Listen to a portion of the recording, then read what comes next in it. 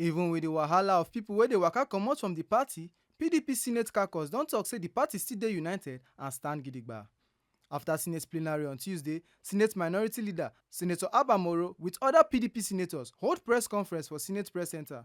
Dem talk say PDP still be the strongest opposition party for Naija. The senators dem tell Naija pipo make dem no worry, say even though some pipo don waka go join APC, PDP still stand gidigba and dey together.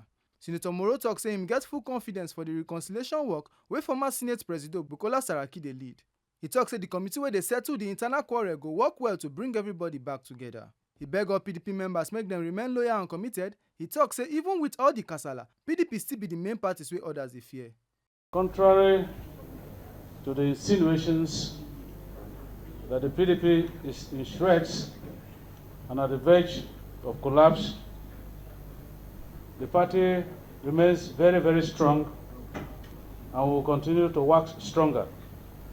The Senate Caucus of the PDP, therefore, urges all our team members to remain resolute in their commitment, dedication, and loyalty to the party.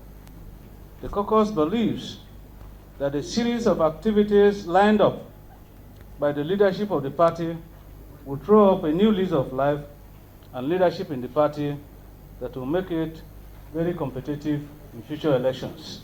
Senator Moro also talk say PDP sabi how to form coalition if the need arise to make them stronger politically.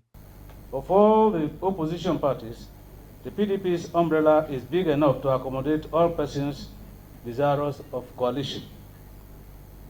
The People's Democratic Party, therefore, should drive the coalition when and if it becomes necessary. So far, 3 lawmakers from Kebbi State and 1 from Delta North don leave PDP go join APC, plus some other politicians wey don defect from different parties. Make una no forget say, as we see am, na so we dey talk am. We no dey take blame. Oyifemi Onosimwa, TMC News.